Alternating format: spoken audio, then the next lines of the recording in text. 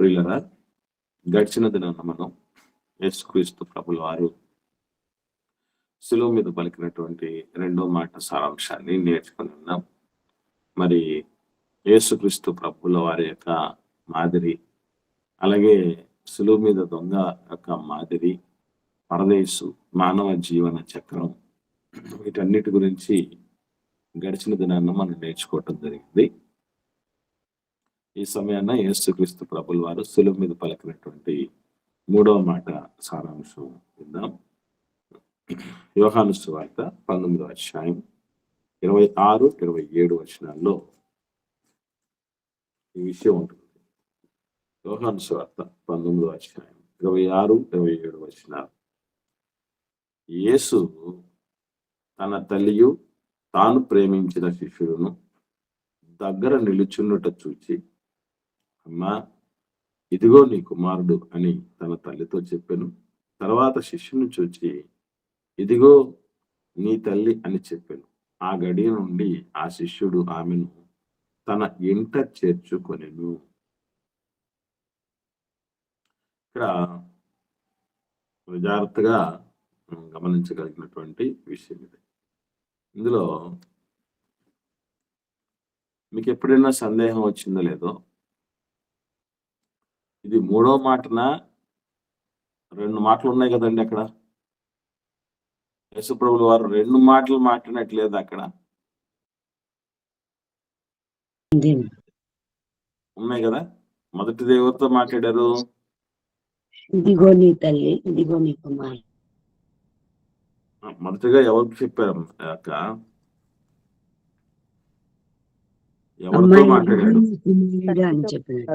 ముందు మాట్లాడింది ఎవరితో? తల్లితో మాట్లాడారు, అమ్మతో మాట్లాడారు, తల్లితో మాట్లాడారు కదా. తర్వాత మాట్లాడింది శిష్యుడైనటువంటి యోహాను గారితో మాట్లాడారు. రెండు మాటలు కదండి అవి.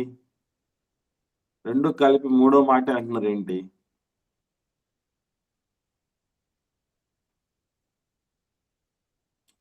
ఎప్పుడైనా ఆలోచన చేశారా?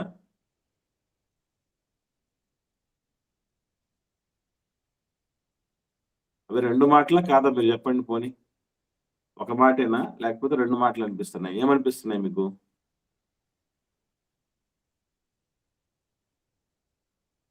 ఎవరు మాట్లాడట్లేదు?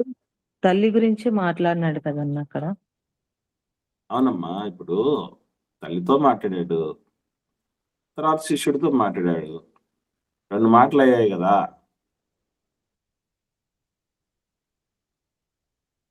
ఆ గడియలోనే ఆ ప్రశ్న అర్థం కాలేదక్క. ఆ ప్రశ్న అర్థం కాలేదక్క మీకు? రెండు మాటలు ఉంటే రెండు మాటలైనా ఆ మాటల యొక్క సారాంశం ఒకటి. అక్కడ మాటలు రెండు, కానీ అందుకే నేను అన్నాను సారాంశం. సారాంశం అని ఎందుకు చెప్తున్నానంటే, ఇప్పుడు రెండు మాటలు మాట్లాడినా రెండు మాటలు ఒక అంశానికి సంబంధించినవి, ఒకే విషయానికి సంబంధించినవి, ఒకరికొకరికి ఇచ్చినటువంటి బాధ్యతల అప్పగింత. కాబట్టి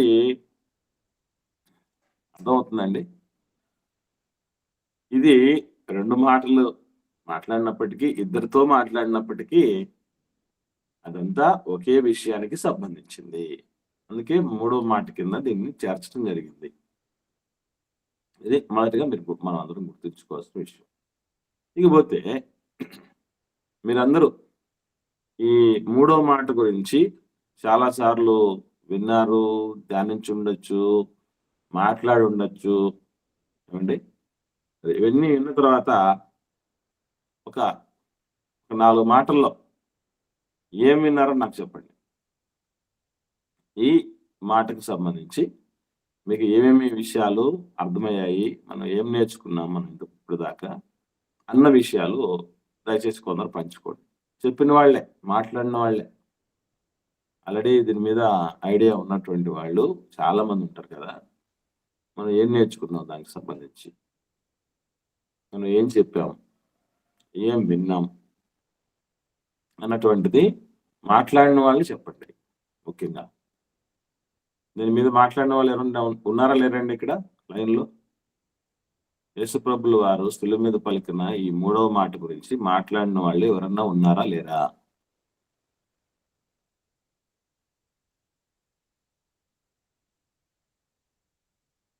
మీరు ఎవరు మాట్లాడలేదండి?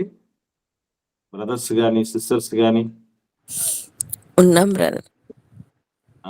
ఒకసారి చెప్పండి సిస్టర్. అంటే మీకు తెలిసిన విషయాలు లైన్ లో ఉన్న వాళ్ళకు కొంతమంది తెలిసి ఉండకపోవచ్చు. నేను కొన్ని సిలువ క్యాచ్ చేయకపోయి ఉండొచ్చు కాబట్టి షేర్ చేయండి, మాట్లాడు.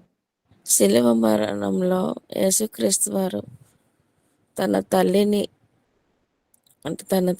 బాధ్యతనైనా మరచిపోలేదని చాలాసార్లు మేము వాక్యం ద్వారా అంటే చెప్పి ఉన్నాం బ్రదర్. అంటే తన మరణ పరిస్థితిలో కూడా తన తల్లి బాధ్యతను తన శిష్యునికి అప్పగించాడు. ఓకే సిస్టర్, ఇంతేనా ఇంకేమన్నా ఉందా? ఇంకా అంటే ఇక సందర్భాలు చాలా వచ్చాయి బ్రదర్. అంటే యేసుక్రీస్తు వారి ఇంటి పరిస్థితిని గురించి, తల్లి పరిస్థితిని గురించి, తన సహోదరులను, యేసుక్రీస్తు వారి యొక్క సహోదరులు తల్లిని పట్టించుకునే పరిస్థితిలో, అంటే ఆ ఇంటి పరిస్థితులను బట్టి మనం పట్టించుకునే పరిస్థితిలో యేసుక్రీస్తు వారి తల్లి వెంబడించి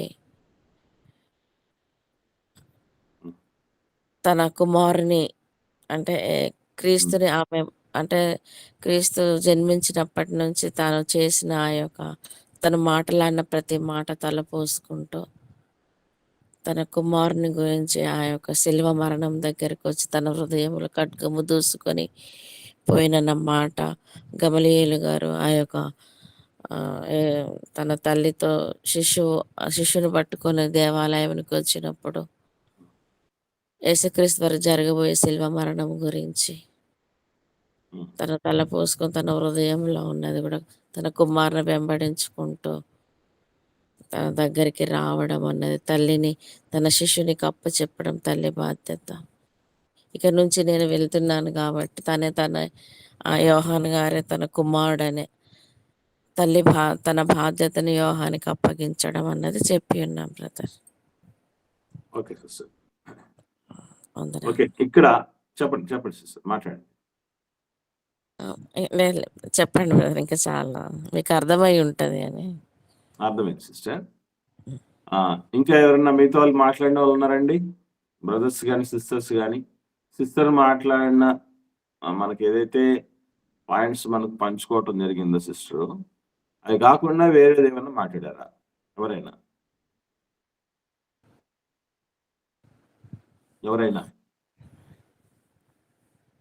జీవన్ జ్యోతి సిస్టర్ గారు మాట్లాడినటువంటి విషయాలు కాకుండా వేరే విషయాలు కూడా ఏమన్నా మీరు స్ట్రెస్ చేసి మాట్లాడినటువంటి సందర్భాలు ఏమైనా ఉన్నాయా? మాట్లాడండి సిస్టర్, మీరు మాట్లాడండి. తల్లిని తండ్రిని సన్మానించమన్న మాట యేసుక్రీస్తు వారు సిలువలో నెరవేర్చారని. Okay sister, good. రైట్. ఇక్కడ ఈ వాక్యంలో ఈ మాటలో బేసికల్లీ సిస్టర్ గారు ఏవైతే షేర్ చేసుకోవటం జరిగిందో ఆ పాయింట్లు మోస్ట్లీ 99% ఖచ్చితంగా వాటిని కోట్ చేసి మాట్లాడడం అనేది జరుగుతుంది. అయితే ఇందులో నుంచి మనం తెలుసుకోవాల్సిన చాలా చాలా చాలా శ్రేష్టమైనటువంటి సంగతులు ఉన్నాయి. వాటిని అలా విని ఇలా మర్చిపోయే పరిస్థితులు ఎవరు ఉండకండి. అందుకే మీకు ఆ మొదటి మాట సారాంశము నేను మధ్యలో ఎప్పుడన్నా మాట్లాడేటప్పుడు అడుగుతాను, మీరు ఏం విన్నారు, నేను మాట్లాడిన విషయాలు మీరు ఏం విన్నారని. రెండో మాట కానీ మూడో మాట కానీ ఎప్పుడు మర్చిపోకండి. ఇవి ఖచ్చితంగా మనసులో బాగా గుర్తుంచుకోవాలి, ముద్రించుకోవాలి. మంచిది. ఇప్పుడు దాకా సిస్టర్ పంచుకున్నటువంటి విషయాలు ఏమి వాక్యానుసారం ఇది కానిదే ఇది కాదు. అన్ని వాక్యంలో ఉన్నదే మాట్లాడడం జరిగింది. అన్ని మనం ఆదర్శంగా తెలుసుకోవాల్సినవి మాట్లాడటం జరిగింది సిస్టర్. ఇబ్బంది ఏం లేదు. కాకపోతే మనం ఇంతకు మించి ఇందులో తెలుసుకోవాల్సిన విషయాలు ఉన్నాయి. అవేంటో ఇప్పుడు మనం నేర్చుకునే ప్రయత్నం చేద్దాం. వన్స్ మేము కూడా సిస్టర్ గారు లాగే వరకే ఆలోచన చేసి ఇంతకు మించి ఏముంది అన్నటువంటి ఆలోచన చేస్తాం. ఎప్పుడైనా దేవుడి మాట దగ్గరకు వస్తున్నప్పుడు మనం అందరం గుర్తుంచుకోవాల్సిన విషయం ఏంటంటే 100% ఇందులో ఇంకా ఏదో ఉంది అన్నటువంటి ఉద్దేశంతోనే దేవుడి మాట దగ్గరకు వచ్చినప్పుడు మనకు అందులో కొత్తదనం కనపడుతుంది. అందులో మనకి ఏదో తెలియనటువంటి మంచి విషయం మనకు స్ఫురిస్తుంది అనడంలో ఎటువంటి సందేహం లేదు. నేను ధ్యానం చేస్తున్నటువంటి ప్రతిసారి నాకు అదే దేవుడు బుద్ధి నేర్పిస్తాడు. ఇంత మించి ఏముందబ్బా ఇందులో అని అనుకోని మా ఆలోచన మొదలుపెట్టిన ప్రతిసారి ఇంతకు మించి ఎంతో ఉంది అన్నట్టుగా నేర్పిస్తూ ఉంటాడు. ఈ 3వ మాటలో ముగ్గురు ఆదర్శప్రాయులు ఉన్నారు. 3వ మాటలో ముగ్గురు ఆదర్శప్రాయులు ఉన్నారు. ఎవరే గాని చిత్రంగా ఒక యేసు ప్రభుల వారి యొక్క ఆదర్శాన్ని మాత్రమే బాగా ప్రొజెక్ట్ చేస్తారు. అవునా కాదా మీరు చెప్పండి. మీకు అర్థమవుతుందండి విషయం? ఒకవేళ అర్థం కాకపోతే మళ్ళీ రిపీట్ చేయమని చెప్పండి. అర్థమై ఉంటే నిజమా కాదా, ఇదేనా మనం చేసేది కాదా అనేది మీరు చెప్పండి. ముగ్గురు ఆదర్శప్రాయులు ఉన్నారు. ఎవరెవరు ఉన్నారు? ముగ్గురు క్యారెక్టర్లు, 3 క్యారెక్టర్లు ఉన్నాయి ఇక్కడ. ఎవరెవరండి వాళ్ళు?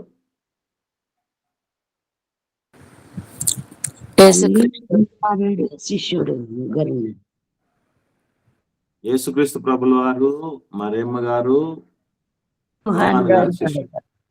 ముగ్గురు కదండి. యేసు ప్రభు శిష్యుడు, యేసు ప్రభుల వారు, అమ్మ. ఈ ముగ్గురు ఉన్నారు. ఈ ముగ్గురిలో మనం ఒక్క యేసు ప్రభు గురించి మాత్రమే మాట్లాడతాం అన్నది నిజమా కాదా? ఒక్క యేసు ప్రభు గురించే మాట్లాడి విన్నటువంటి సంగతి ఉందా లేదా? అంటే యేసు ప్రభు గొప్పతనం లేదని కాదు అందులో నేను చెప్పేది. మీకు అక్కడికే ఆగామా లేదా అని అడుగుతున్నాను అంతే. అవునా? సరే, ఇప్పుడు నేను అడుగుతున్నాను, మీరు చెప్పండి. కొంచెం యేసుప్రభు గొప్పతనం గురించి మాట్లాడే సందర్భంలోని మరియమ్మ తల్లి గొప్పతనం గురించి కూడా కొందరు సెస్ చేస్తారు, కానీ అస్సలు టచ్ అయింది ఎవరినంటే యోహాన్ గారిని. యోహాన్ గారిని అసలు టచ్ చేయరు. యేసుప్రభు గురించి ఎక్కువ చెప్పి, మరియమ్మ గారి గురించి కొంచెం తక్కువ చెప్పి, యోహాన్ గారి గురించి అసలు మాట్లాడు. కానీ ఇక్కడ ముగ్గురు ఆదర్శప్రాయాలు ఉన్నారు. ఇందులో ఒక్కొక్కరి ఆదర్శం ఏమిటి అనేటటువంటిది కరెక్ట్ గా ప్రాజెక్ట్ చేయాలి. అది విషయం ఇక్కడ. ఇప్పుడు దాకా మనం అనుకున్న ఆదర్శప్రాయాలలో పర్ఫెక్ట్ విషయాన్ని మనం ఇప్పుడు దాకా మనం ఆలోచనే చేయలేదు. అసలు ఎలా చెప్పగలంటే, ఇప్పుడు తల్లిని సన్మానించాడు, తల్లిని ఆదరించాడు, తల్లిని కనికరించాడు, తల్లిని గౌరవించాడు, తల్లిని ప్రేమించాడు అని యేసు ప్రభుల వారి గురించి మనం చెప్తూ ఉన్నాం కదా. ఎవరైనా విమర్శకులు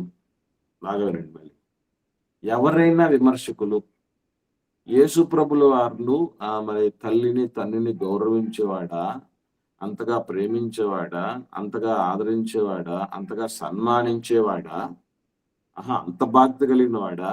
మరి ఈ మాటలేంటయా అని అంటే దానికి మన దగ్గర జవాబేముంది? ఏంటి? ఏమేమి మాట్లాడాడో తల్లిని ఉద్దేశించి యేసుక్రీస్తు ప్రభుల వారు ఒక్కొక్కటి చూద్దామా? లూకాసు వార్త 2వ అధ్యాయం 48-49 వర్షాలు జాగ్రత్తగా నోట్ చేసుకోండి ఈ సందర్భాలన్నీ. లూకాసు వార్త 2వ అధ్యాయము 48-49 వచనాలు నేను చదువుతున్నాను, మీరు ఫాలో అవ్వండి, ఆలోచన చేయండి.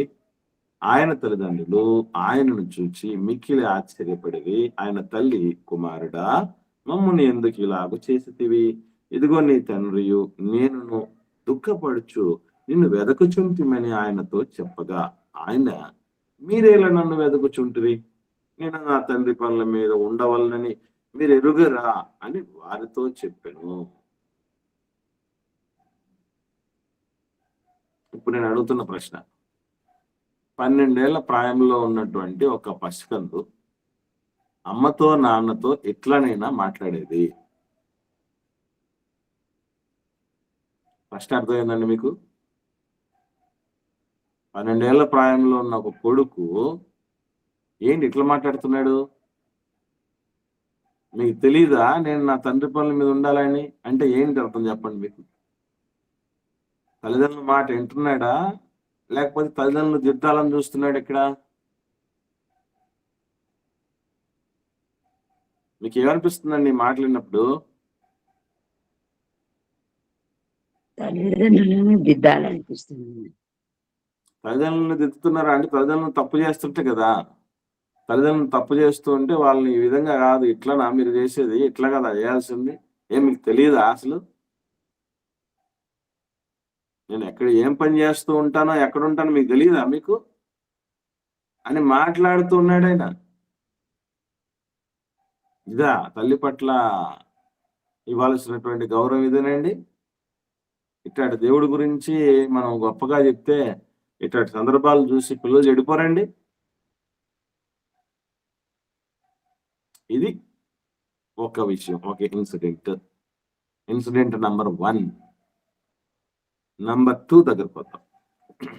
యేసు ప్రభువు వారు 30 ఏళ్ల ప్రాయంలో పరిచర్య మొదలుపెట్టినటువంటి దినాల్లో మనకు తెలుసు కదా, కానా అనే ఊరిలో ఏం వెళ్ళడం జరిగింది.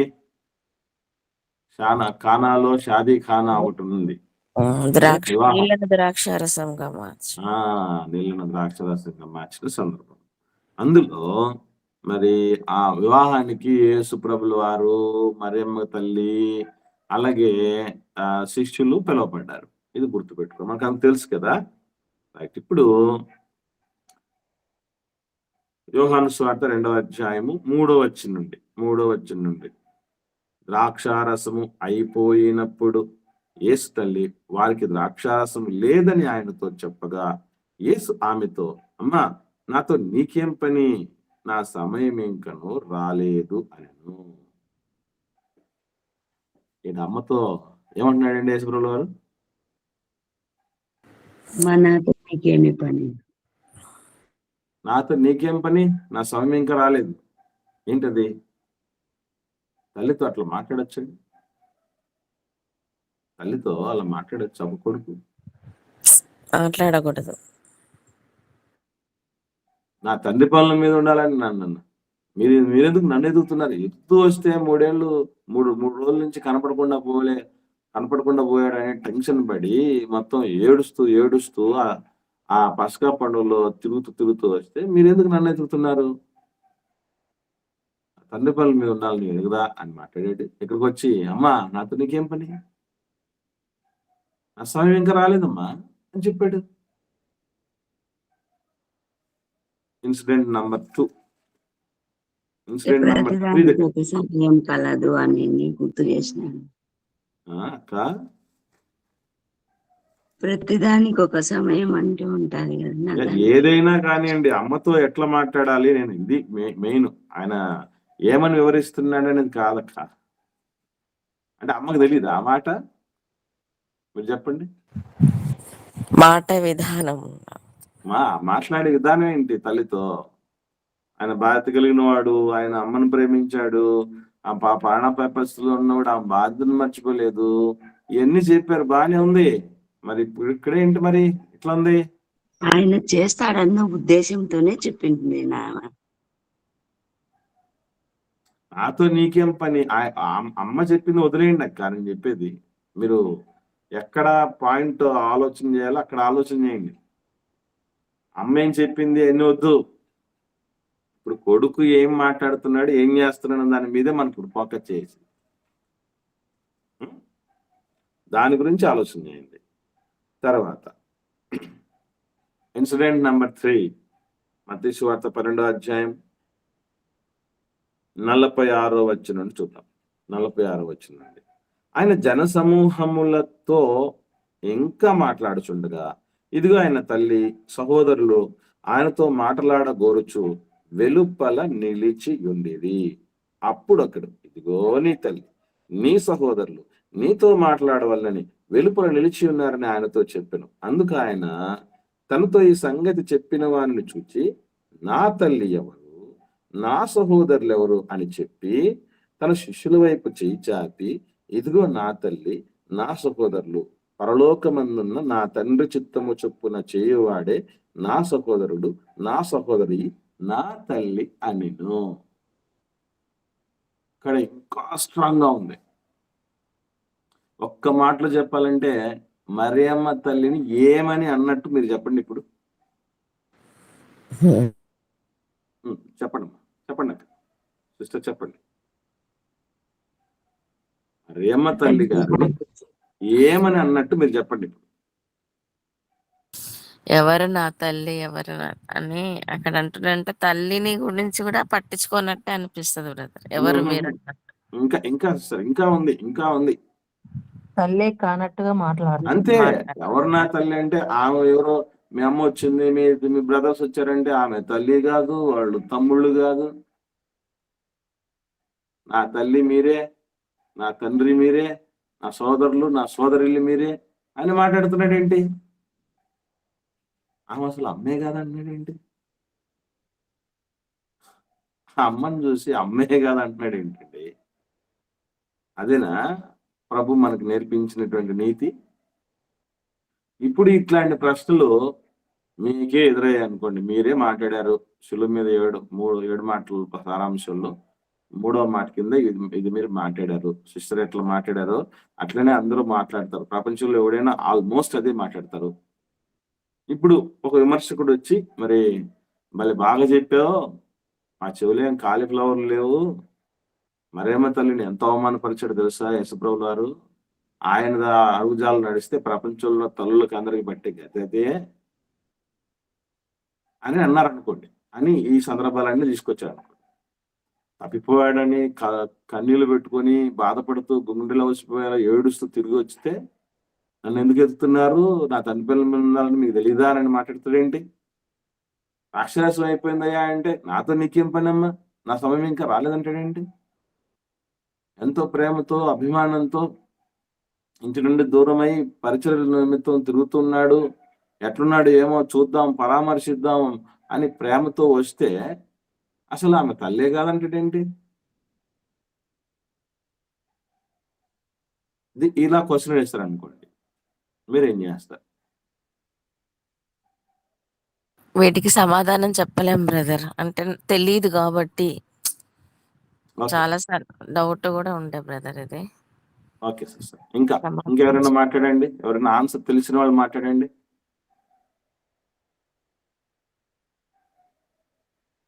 ఆన్సర్ తెలిసిన వాళ్ళు మాట్లాడండి. తండ్రి చిత్తపహారం చేసిన వాళ్ళే నా తల్లిదండ్రి అన్నాడు కండి, అందుకని అలా అంటే ఇప్పుడు మరియమ్మ తల్లి తండ్రి చిత్త ప్రకారం చేయనట్టుగా సిస్టర్. అవును కదా సార్, మరి చిత్తపహారం చేయనట్టేగా. మరియమ్మ తల్లి ఏం ఆదర్శం ఉంది? ఆ ఆదర్శం లేనటువంటి ఆవిడ్ని అంత బాధ్యతగా సులువు మీద అట్లా అప్పగించాల్సిన అవసరం ఏముంది అన్నారు అనుకోండి. మనం ఈ లోకంకి వచ్చిందే అద్దె గర్భంలోకి వచ్చినట్టే కదా. మనం తండ్రి చిత్తపహారం, తండ్రే కదా మనం నిర్మించింది మనల్ని. అది కాదు సిస్టర్, నేను అడుగుతున్న ప్రశ్న మీకు అర్థమైందా? అర్థమైంది. మీరు అక్కడికి పైన తండ్రి దగ్గరకు, యేసుప్రభు దగ్గరికి, మిగతా వాళ్ళ దగ్గరికి వెళ్ళకండి. నేను అడిగే ప్రశ్న స్ట్రైట్ క్వశ్చన్ ఏంటంటే, అంత దేవుడి చిత్తమే నెరవేర్చినటువంటి ఆవిడ్ని అంత సమయంలో అలాగ మాదిరి లేనటువంటి ఆవిడ కోసం ఇంత ప్రాకులాట అవసరమా?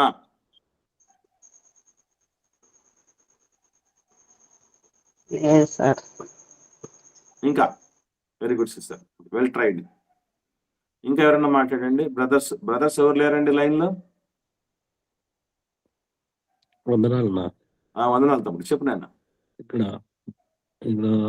భూమి మీద బంధానికంటే పరలోకమందున్న తండ్రి ఉన్నటువంటి బంధం, ఆ పని మనకు చాలా ప్రాముఖ్యమైనది అని, తండ్రి చిత్త ప్రకారం చేసే వాళ్ళే నిజమైన తల్లిదండ్రులు కానీ అన్నదమ్ములు కానీ అని చెప్పాడు. కానీ తల్లి పైన గౌరవం లేకుండా తల్లి మాట వినకపోవడం కాదనుకుంటున్నా. గుడ్, వెరీ గుడ్ తమ్ముడు, మంచి పాయింట్ చెప్పావు. ఇక్కడ యేసుక్రీస్తు ప్రభుల వారు అనుసరించినటువంటి విధానం ప్రపంచంలో ఉన్న ప్రతి శిష్యునికి, శిష్యురాలికి తగిన విధానం. ఆ విధానంలో ఆయన అనుసరించిన పందా ఏంటి అంటే ప్రోటోకాల్ అంటే order of priority. Order of priority అంటే ఎవరికి ముందు ప్రాముఖ్యతనివ్వాలి, ఎవరికి తర్వాత ప్రాముఖ్యతనివ్వాలి అన్న విషయం ఆయన తెలుసు, మనకు అదే తెలియంది. బ్రదర్ ఆత్మీయంగా కరెక్ట్ బ్రదర్ చెప్పారు. ఇప్పుడు తెలియని వారు మీరు అన్నట్టు ఇప్పుడు ఎవరైనా క్వశ్చన్ వేసినప్పుడు దీనికి ఆన్సర్ ఎలా బ్రదర్? ఇంకా శరీర అయిపోలేదు, పరంగా అదే ఆన్సర్ అయిపోలేదు సిస్టర్, వినండి. కంప్లీట్ అవ్వలేదు ఆన్సర్, నేను జస్ట్ ఎంటర్ అవుతున్నా విషయంలోనికి. ఎలా ఇది అని అంటే ఒకటి గుర్తుపెట్టుకోండి, నాకంటే ఎక్కువగా యేసుప్రభుల వారు అన్నటువంటి మాట మీకు అందరికి తెలుసు కదా. 10వ అధ్యాయం మత్తయి సువార్త 37వ వచనంలో అన్నటువంటి మాట, తండ్రినైనను తల్లినైనను నాకంటే ఎక్కువగా ప్రేమించేవాడు నాకు పాత్రుడు గాడు, కుమారుడినైనను కుమార్తెనైనను నాకంటే ఎక్కువగా ప్రేమించేవాడు నాకు పాత్రుడు కాదు అనే మాటను యేసుప్రభుల వారు మాట్లాడుతున్నారు. అంటే దేవుని కంటే ఎక్కువగా ఎవరిని ప్రేమించటం అనేది జరగకూడదు అన్నది ముందు ఫస్ట్ ఎవరు పాటించాలి? భూమి మీద శరీరాన్ని ధరించుకుని వచ్చిన యేసుప్రభుల వారు పాటించాలి. సో ఇందులో మనం గుర్తుపెట్టుకోవాల్సిన విషయం ఏంటంటే ఈ 3 ఇన్సిడెంట్లు మీరు ఇది మనసులో పెట్టుకుని ఆలోచన చేయండి.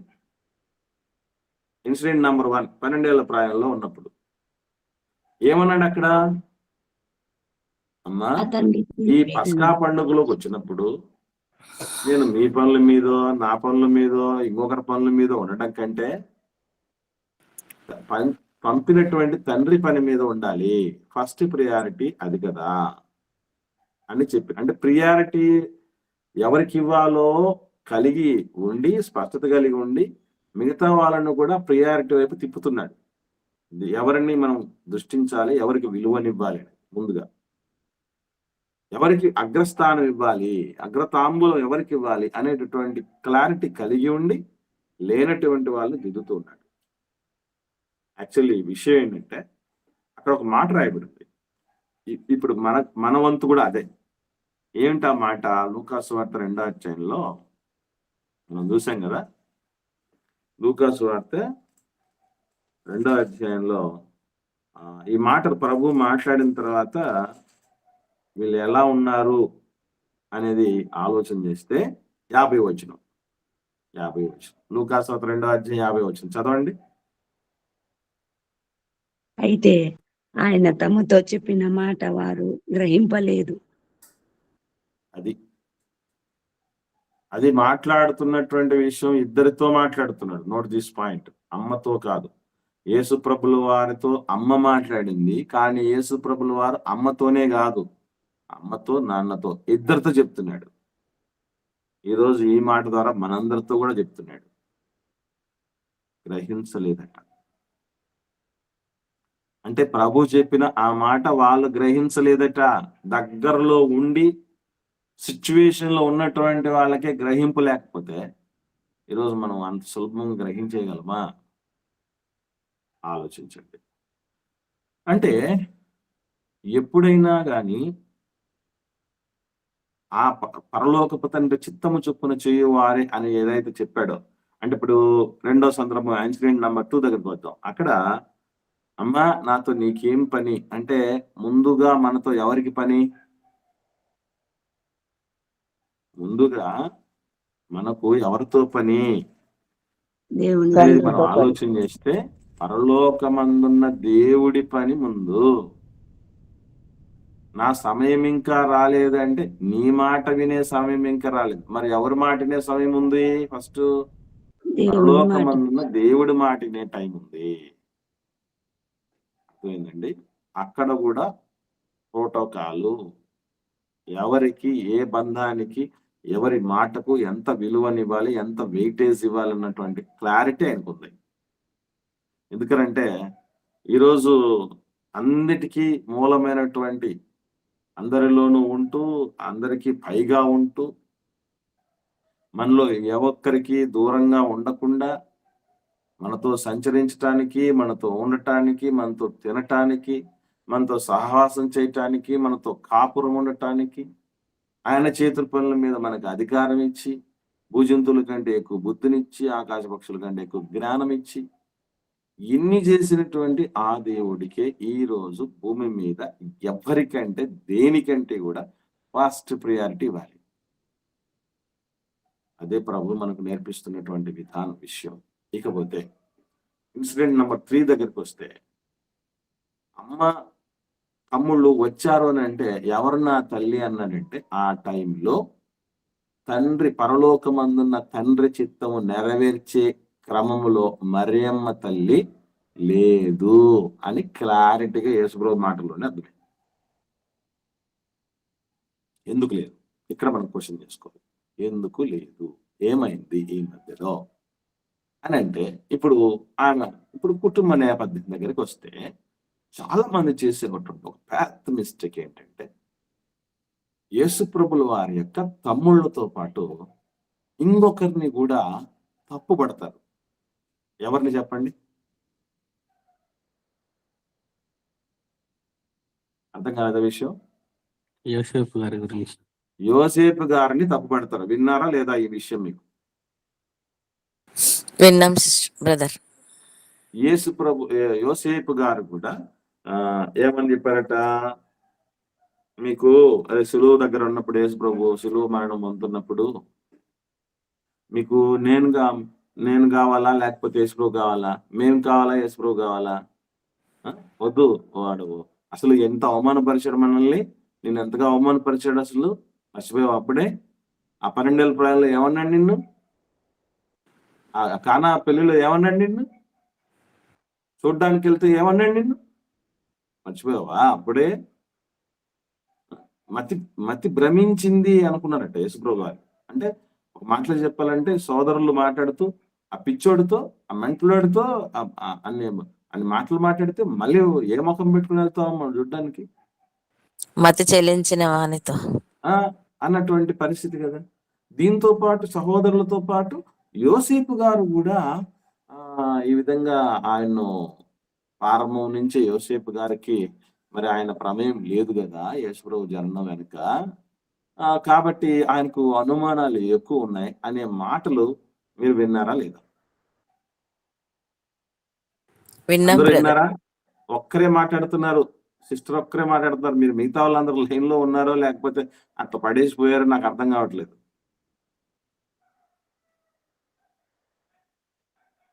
అయ్యగారు అర్థం తెలియక మాట్లాడతలేదు అయ్యగారు, అలా వింటున్నాం. Okay, right. గమనించండి, యోసేపు గారి కోసం మీరు నిజంగానే యోసేపు గారు కూడా అలాగ ఉండొచ్చేమో అనుకున్నారా? యేసుప్రభుల వారి యొక్క తమ్ముళ్లతో పాటుగా యోసేపు గారు కూడా యేసుప్రభును అపార్థం చేసుకున్నారు. ఆయన విషయంలో ఆయనకు ఇంకా అనుమానాలు ఉన్నాయి, ఆయనకు సందేహం ఉంది ఇంకా అన్నటువంటి ఏమైనా పరిస్థితులు మీకు ఎవరికైనా అనిపిస్తున్నాయా? మరి లేకపోతే ఎందుకు లేవో చెప్పండి. నేను అడుగుతున్నాను ఇప్పుడు ఈ ప్రశ్న జవాబు చెప్పండి. మరి యోసేపు గారు ఎందుకు రాలేదు అసలు సులువు దగ్గరికి?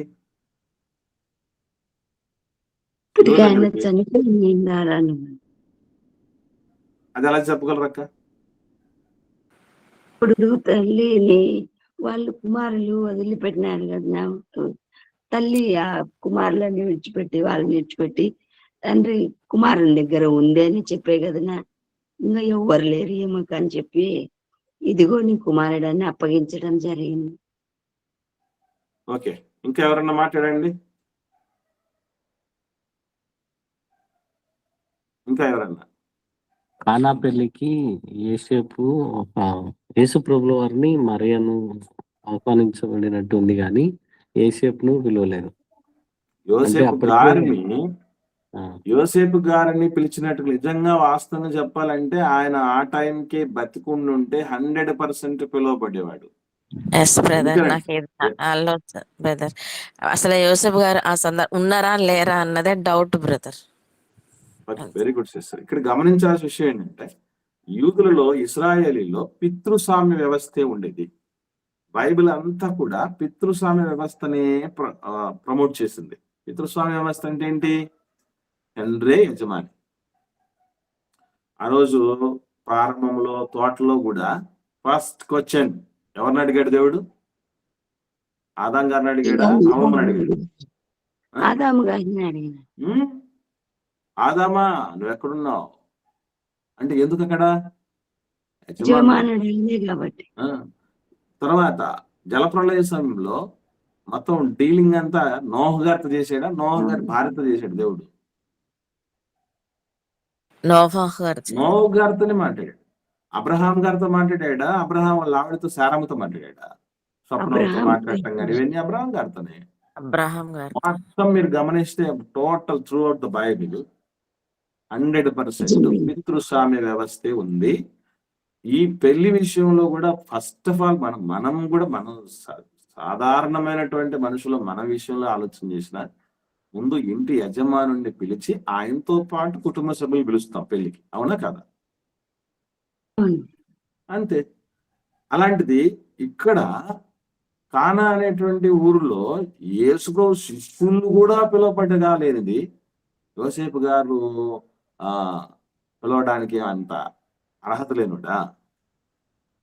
యోసేపు గారి గురించి చాలా తప్పుగా మాట్లాడుతున్నారు. గుర్తుపెట్టుకోండి, ఆయన నీతిమంతుడని దేవుడే సర్టిఫై చేశాడు. దట్టు ఇంకొక విషయం గుర్తుపెట్టుకోండి, తప్పిపోయినప్పుడు మర్యమ్మతో పాటు ఏడుస్తూ ఈయన కూడా తిరిగాడు. ఇంకొక మాట చెప్పాలంటే యేసు ప్రభుల వారు ఏమని పెంచబడ్డాడు, ఏమని పిలువబడ్డాడట? ఆయన యోసేపు కుమారుడు అనబడింది. అంటే ఎక్కడే గాని ఎవరికే గాని ఒక్క చిన్న సందేహం కూడా రాకుండా పెంచగలిగాడు యేసు ప్రభుల వారిని, మర్చిపోకండి.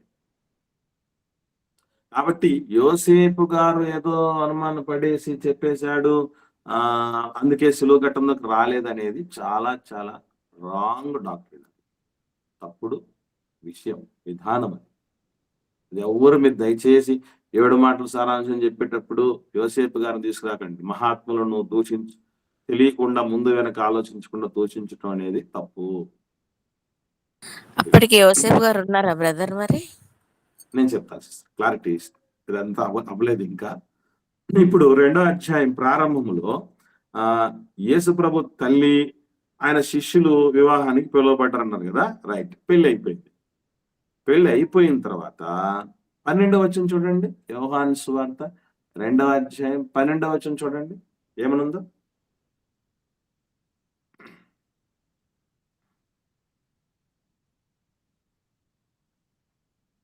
చదవండి. యోహాను సువార్త 2వ అధ్యాయం 12వ వచనం. తరువాత ఆయనయు ఆయన తల్లియు ఆయన సహోదరులను ఆయన శిష్యులను కపెర్నహూమునకు వెళ్ళి అక్కడ కొన్ని దినములు ఉండిరి. మీకు ఇది చదివిన తర్వాత ఏమర్థమని చెప్పండి. అక్కడ యోసేపు గారు లేనట్టు అర్థం వస్తుంది. క్లారిటీ. ఇప్పుడు యేసు ప్రభుల వారి గురించి ఉంది ప్రస్తావన, అక్కడ మరియమ్మ గారి గురించి ఉంది, యేసు ప్రభు తమ్ముళ్ళ గురించి ఉంది, యేసు ప్రభు శిష్యుల గురించి ఉంది. ఇప్పుడు యోసేపు గారే కనుక ఉండుంటే ఆయన ఒక్కనే ఆ పెద్ద ఆయన ముసలాయన్ని వదిలేసి వీళ్ళందరూ ఇక్కడ కొన్ని రోజులు కాపురం ఉంటారా? గాట్ ద పాయింట్, అర్థమైందా మీకు విషయం? కాబట్టి కానా పెళ్లి సమయానికి యోసేపు గారు ఏమై ఉండాలి? చనిపోయి ఉండాలి. అర్థమవుతుందండి? కాబట్టి యోసేపు గారిని అక్కడ సిలువ ఘట్టం దగ్గరికి ఇన్వాల్వ్ అస్సలు చేయకూడదు. చేస్తే తమ్ముళ్ళను మాత్రమే చేయాలి. తమ్ముళ్ళే ప్రారంభం నుంచి ఎప్పుడైనా మీరు గమనించండి, తమ్ముళ్ళు మాట్లాడిన మాటలు ఉన్నాయి కానీ యేసుప్రభుల వారిని తప్పుపడుతూ అవమానపరుస్తూ యోసేపు గారు మాట్లాడిన మాట ఒక్కటి చూపించగలరా మీరు బైబిల్ అంతట్లో? యేసుప్రభుకు వ్యతిరేకంగా మాట్లాడిన ఒక్క మాట చూపించగలరా? నెవర్, అస్సలు చూపించలేదు. కాబట్టి గుర్తుపెట్టుకోండి, యోసేపు గారు అప్పటికి చనిపోయి ఉండాలి, 100% చనిపోయి ఉండాలి. ఎందుకంటే క్లారిటీగా ఉంది అక్కడ ఆ వచనంలో. సో ఇప్పుడు ఆర్డర్ ఇక యేసుప్రభుల వారి, ఇక యేసుప్రభు దగ్గర సిలువ దగ్గరికి మరియమ్మ తల్లి వచ్చింది కదా. ఇక్కడికి వద్దాం, ఆలోచన చేద్దాం. ఏమండి మీరు చెప్పండి, మరియమ్మ గారు యేసు ప్రభు శిలువ దగ్గరికి వచ్చినప్పుడు యేసు ప్రభుల వారిని ఆ పరిస్థితుల్లో చూసి ఆమె స్థానంలో ఇంకొకరు ఎవరన్నా ఉండుంటే ఏమైపోవటానికి అవకాశం ఉండదు చెప్పండి? మరియమ్మ తల్లి స్థానంలో ఇప్పుడు తల్లులు కొంతమంది మీరు ఉన్నారు కదా, మీరే ఉన్నారనుకోండి, మీ కుమారుడే శిలువ మీద అలా ఉన్నాడు అనుకోండి, మీరు మీ మీ స్పందనలు ఏ విధంగా ఉండడానికి అవకాశాలు ఉంటాయి? దేవుణ్ణి దూషించడం. దేవుని దూషిస్తారు. Very good. ఇంకా బాధతో తట్టుకోలేక పోయి ఏమైనా చేసుకోవాలనిపించింది. ఓకే. ఇంకా వెరీ గుడ్ అక్క. ఇంకా చెప్పు. తల్లులు మాత్రమే మాట్లాడండి. చెప్పమ్మా సునీత. సృహ తప్పి అక్కడే పడిపోవచ్చు అన్న. Very good. ఇంకా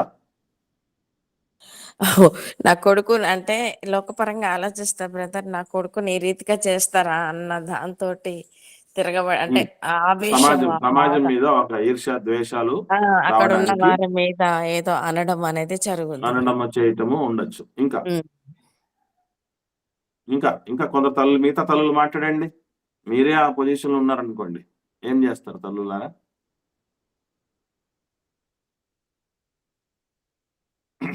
అంతేనా? ఇంకెవరు మాట్లాడట్లేదు అంటే ఇంత మించి ప్రజలను కూడా దూషించాల్సిన ఇన్ని మంచి అదే చెప్తున్నా, కార్యాలు సిస్టర్ చెప్పారు అన్నమాట.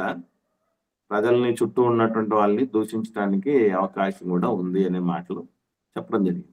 దేవుణ్ణి తప్పుపట్టడం జరగచ్చు, సృహ తప్పి కోల్పోవచ్చు, చుట్టుపక్కల ఉన్నటువంటి వాళ్ళని నా కొడుకుని ఇట్లా చేస్తారా అని చెప్పి దూషించడానికి అవకాశం ఉంటుంది. ఇంకా ఇంకా ఇంకా ఇంకా నెక్స్ట్ లెవెల్ కూడా మనం రావాలి. అందుకే ఇంకా అంటున్నా.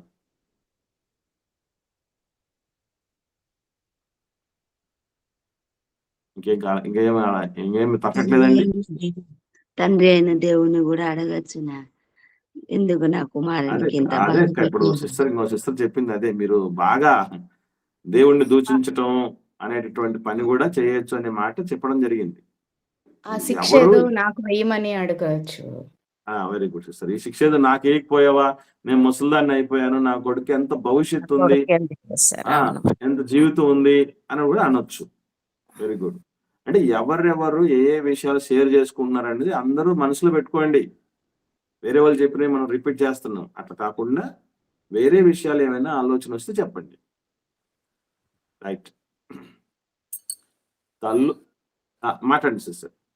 అక్కడ ఉన్న పరిస్థితిని చూసి మాత్రం తట్టుకోలేని పరిస్థితి ఒక తల్లి, అది భయంకరమైన పరిస్థితి. కాబట్టి ఇక తను కూడా ఇక నేను నా కొడుకు లేడు కదా, నేను కూడా ఎందుకు అన్న స్థితికి కూడా వెళ్ళిపోయే పరిస్థితి ఉన్నది బ్రదర్ అక్కడ. Good, very good sister, very good. ఇంకా అట్లా అందుకే నేను చెప్పేది ఏంటంటే, మిమ్మల్ని క్వశ్చన్ చేసే కొద్దీ విషయాలు ఇంకా ఆలోచనలు రేకెత్తించబడి ఆన్సర్లు రావడానికి అవకాశం ఉంది. అంతే తప్ప లేదా టార్చర్ చేయడానికి కాదు ఈ విషయాలన్నీ మాట్లాడేది. ఏమండి? రైట్. గమనించండి, ఇక్కడ తల్లులు, ప్రపంచంలో ఉన్న తల్లులు వేరు, తల్లుల పరిస్థితి వేరు, మరియమ్మ తల్లి పరిస్థితి వేరు. ఎట్లా వేరు అనంటే, ఆమె పురుషుని ప్రమేయము లేకుండానే కన్న కుమారుడు యేసుప్రభుల వారు ఒక్కటి. రెండవది, యేసుప్రభుల వారి కోసం చెప్పబడిన మాటలు వేరు, దేవదూతలు, దేవుడు, అలాగే అక్కడ ఏదైతే యేసుప్రభుల వారు ఈ భూమి మీదకి వచ్చిన తర్వాత ఆయన బాల్యంలో ఉండగా జరిగినటువంటి ఇన్సిడెంట్లు, చెప్పబడినటువంటి విషయాలు వేరు, ఇక్కడ జరిగింది వేరు. దావీదు వచ్చి మరియమ్మ తల్లితో ఏం చెప్పడం జరిగింది? ఆయన యాకోబు వంశస్థులను యుగ యుగములు ఏలును, ఆయన రాజ్యము అంతము లేనిదై ఉంటుంది అని యేసుప్రభుల వారి కోసం మాట్లాడటం జరిగింది.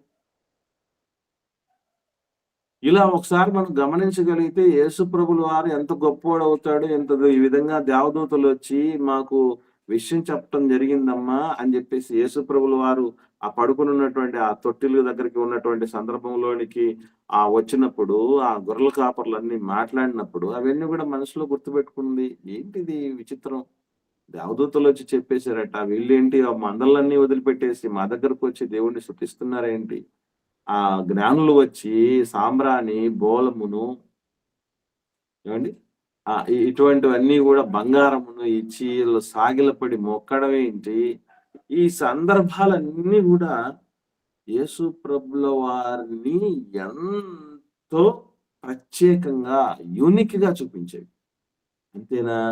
యేసు ప్రభుల వారు చేసిన సూచక్రియలు, అద్భుతాలు, మహత్కార్యాలు, చనిపోయిన వాళ్ళని లేపటం, కళ్ళారా నీళ్లను ద్రాక్షరసంగా చేసేది చూడటం మరియమ్మ తల్లి, ఇంత మానవాతీతమైనటువంటి కార్యాలు చేస్తూ ఇన్సిడెంట్ల మధ్య యేసు ప్రభులు వారు ఉంటే, ఆఖరికి వచ్చేసరికి నాకు తెలిసి అట్లాంటి చావు కలిగిన కొడుకుని ఏ తల్లి చూసి ఉండదు ప్రపంచంలో.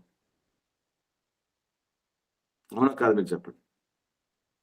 ఎందుకంటే ఇంత చేసినటువంటి ఆయన ఇన్ని విశేషమైనటువంటి స్థితిలో మానవ మాతృలకి ఎప్పటికీ ఊహల్లో కూడా సాధ్యంగానే కార్యాలు చేసిన ఆయన ఆ రక్తసిక్తమైన దేహంతో, అన్ని భయంకరమైన గాయాలు, కొరడా దెబ్బలతో శిలువ మానుకు వేలాడుతున్న ఆ ఘట్టాన్ని చూసిన ఆ తల్లి లాంటి సందర్భం ప్రపంచంలో ఎవరికి వచ్చి ఉండదు. మిగతా తల్లులు అది మనసులో పెట్టుకొని ఆలోచన చేసి చూస్తే, మరియమ్మ తల్లికి ఈ మధ్యలో కొన్ని కారణాలని బట్టి, ప్రభావాలను బట్టి యేసు ప్రభుల వారికి కాస్త దూరంగా ఉన్నా, ఆఖరికి పరమార్థాన్ని గ్రహించి వచ్చింది తల్లి. ఎందుకు? అయ్యో నా కొడుకు ఈ విధంగా చనిపోతున్నాడే అని ఏడవటానికి కాదు. నేను అడుగుతున్నాను, ఎంతో మంది స్త్రీలు అక్కడ ఏడ్చారు అనే మాటలు మనం చూసాం కదా. ఏమండి? అక్కడ చాలా మంది స్త్రీలు ఏం చేశారు? వాళ్ళు రొమ్ము కొట్టుకొని ఏడుస్తూ ఉన్నారు అని చూసాం కదా. తెలుసు కదా మీకు. యెరూషలేము కుమార్తెలు చేశారు కదా. కానీ శిలువ ఘట్టం దగ్గర మరియమ్మ ఏడ్చినట్టు ఎక్కడైనా ఒక్క లేఖనమైనా ఉందా? లేదు బ్రదర్. సరే, ఏం జరిగిందో చూద్దామా? ఏం జరిగిందో చూద్దామండి. 19వ అధ్యాయం యోహాను సువార్త 25వ వచనం.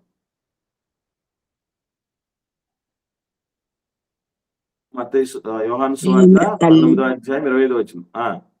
ఆయన తల్లియు ఆయన తల్లి సహోదరియు క్లోపా భార్య అయిన మరియయు మగ్దలేనే మరియయు యేసు శిలువనొద్ద నిలిచియుండిరి. నిలుచున్నారు. వాళ్ళు ఎవ్వరు ఏడవలేదు, శిలువ దగ్గర నిలుచున్నారట. గుడ్డలు అవిసిపోయేలా. అసలు నాకు తెలిసి ఆ తల్లి ఈ సిచ్యువేషన్స్ ఏవైతే యేసు ప్రభుల వారి జీవితంలో ప్రారంభం నుంచి జరిగినటువంటి సిచ్యువేషన్ లాంటి సిచ్యువేషన్లు మీ కొడుకుకే ఉండి, మీరు అలాంటి తల్లి స్థానంలో ఉండుంటే ఆ క్షణంలో చచ్చిపోయాడు. యేసు ప్రభు కంటే ముందే చచ్చిపోయాడు. యేసు ప్రభు కంటే ముందే చనిపోయేవాళ్ళు. అసలు దేవుడు చెప్పిన మాటలేంటి, నువ్వు చేసిన పనులేంటి, నీకు జరిగిందేంటి? అయిపోయింది అంతే. కుప్ప కూలిపోయి యేసు ప్రభువుల వారి కంటే ముందే చనిపోయేది. కానీ తల్లులందు మరియ తల్లి వేరని నిరూపించింది. ఆయన మాటలు ఏదైతే ఆయన గురించి చెప్పబడిన మాటలు మనసులో భద్రం చేసుకున్న మాట సిస్టర్ జ్ఞాపకం చేశారు కదా, జీవన్ జోసి సిస్టర్. అవి కరెక్ట్ టైంలో గుర్తుకు రావాలి. అది మెయిన్, మర్చిపోకండి. కరెక్ట్ టైంలో గుర్తు రావాలి. యాకోబు వంశస్థుల్లో యుగ యుగములు ఏలేవాడు తప్ప విగత జీవిగా, చేతగాని వాడిగా ఈ శిలువ మీద చనిపోయేవాడు కాదు నా కొడుకు. ఒకవేళ చనిపోయినా దేవుడు చెప్పిన ఏ మాట నిరర్ధకం కానేరదు. దేవదూత చెప్పిన మాటని అమ్మ నమ్మి వచ్చింది. నేనేదో చేతగాని వాడుగాను, లేకపోతే ఎంత అన్యాయం అయిపోయాడే అనేటటువంటి బాధపడుతూ మనం గుడ్ ఫ్రైడే రోజున ఏడుస్తాం చూసారా, అట్ట ఏడటానికి కాదు వచ్చింది అమ్మ. నన్ను ఈ స్థితిలో ఉన్నా కూడా నాకు నెమ్మదినివ్వగలడు, నాకు ఒక ఆశ్రయాన్ని కల్పించగలడు. అనాథగా వచ్చానని తెలుసు ఆయన. ఎందుకంటే ఆయన మనుష్యుని ఆంతర్యమును ఎరిగినవాడు కనుక నాకు ఒక ఆశ్రయాన్ని కల్పించగలడు నా కుమారుడని ధైర్యంతో వచ్చింది యేసుప్రభుల వారి దగ్గరికి.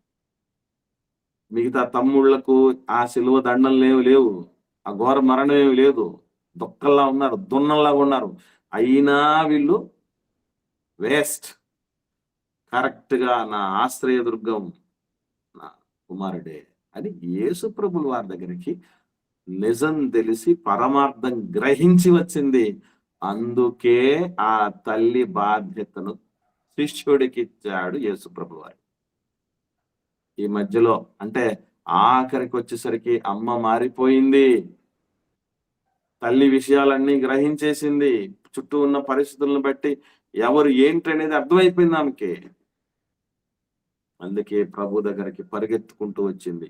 చూసి గుండెల విషయాలు ఏడవటానికి కాదు, దేవుణ్ణి తప్పుపట్టడానికి కాదు, చుట్టూ ఉన్న వాళ్ళని దూషించటానికి కాదు, లేదా యేసుప్రభుల వారి గురించి ఎన్నెన్ని చేశావు. ఏదో సులువు మీద దొంగలు అంటారు కదా, నువ్వు దేవుని కుమారుడివి కదా, దేవుని కుమారుడు నేనయ్యా, దేవదూతలు కూడా చెప్పింది నాకు, నువ్వు కూడా చెప్పుకుంటూ వచ్చావు కదా, నువ్వు రక్షించుకోలేవు అయ్యా, ఎంతో మందిని బతికించేసావు కదా, ఎన్నో చేసావు కదా, మరి ఎందుకు నువ్వు ఇక్కడి నుంచి దిగలేకపోతున్నావు నాయనా, రా కిందికి అని పిలవటానికి కాదు వచ్చింది అమ్మ. అందుకు కాదు వచ్చింది, విషయం పూర్తిగా గ్రహించిన తల్లిగా యేసుప్రభుల వారి దగ్గరికి వచ్చేసింది. అందుకు యేసుప్రభుల వారి తల్లిని యాక్సెప్ట్ చేసి ప్రోటోకాల్ ఫాలో అయ్యాడు. ఏం ప్రోటోకాల్ అంటే దేవుడు అనుకున్న ఆ సంకల్పం యేసుప్రభు ద్వారా నెరవేరుతుందన్న నమ్మికతో వచ్చింది.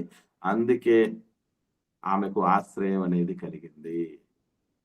ఇక్కడ యోసేపు గారి గురించి కూడా మనం తెలుసుకోవాల్సిన విషయం ఉంది. అదేంటంటే, ఇదిగో మీ అమ్మాయిని చెప్పగానే అసలు యాక్చువల్లీ యోసేపు గారు యోహాను గారు అంటేనే వాళ్ళు మామూలు కాదు. జబదయి కుమారులని పిలువబడ్డారు కదా, జబదయి కుమారులు మాత్రమే కాదు, వీళ్ళకి ఇంకొక బిరుదు కూడా ఉంది.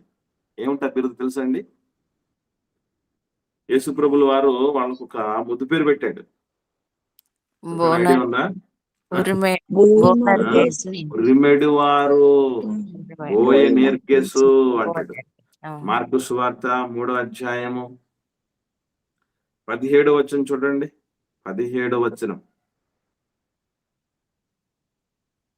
యేసు ప్రభు శిష్యులు 12 మంది గురించి మాట్లాడుతూ సీమోను పేతురు పేరు గురించి చెప్తూ, ఇంటిలోనికి వచ్చినప్పుడు ఆయన శిష్యులు ఈ ఉపమానమును గూర్చి మీరు ఎక్కడ చదువుతున్నారక్క? అక్క మీరు ఎక్కడ చదువుతున్నారక్క?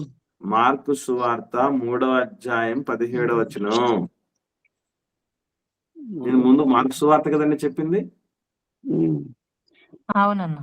జబదయి కుమారుడగు యాకోబు, అతని సహోదరుడగు యోహానును, వీరిద్దరు ఆయన బోయనెర్గేసు అను పేరు పెట్టెను. బోయనెర్గేసు అనగా ఉరిమేడు వారని అర్థము. ఉరుములు, వాళ్ళిద్దరూ ఒక ఉరుములు, థండర్ లాంటి వాళ్ళు. ఆ ఉరిమేటటువంటి వ్యక్తి యేసుప్రభు దగ్గరికి వచ్చేసాడు, మౌనంగా ఉన్నాడు.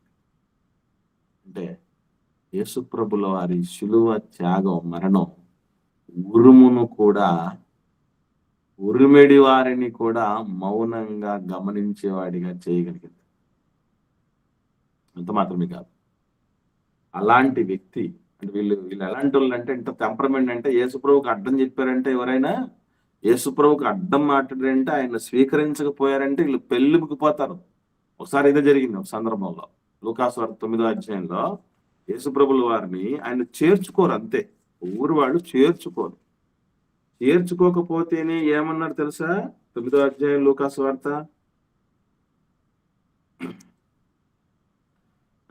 53వ వచనండి. లూకాసు వార్త 9వ అధ్యాయం 53వ వచనండి. ఆయన యెరూషలేమునకు వెళ్ళని అభిముఖుడైనందున వారు ఆయనను చేర్చుకోలేదు. అభిముఖుడైన అంటే యేసుప్రభుల వారికే వెళ్ళాలని లేదు, వెళ్ళాలని యెరూషలేముకి వెళ్ళాలని లేదు, వెళ్ళాలని ప్రభువుకు లేదు కాబట్టి వాళ్ళు చేర్చుకోలేకపోయారు. ఈ విషయం వీళ్ళకి గ్రహించలేదు శిష్యులు.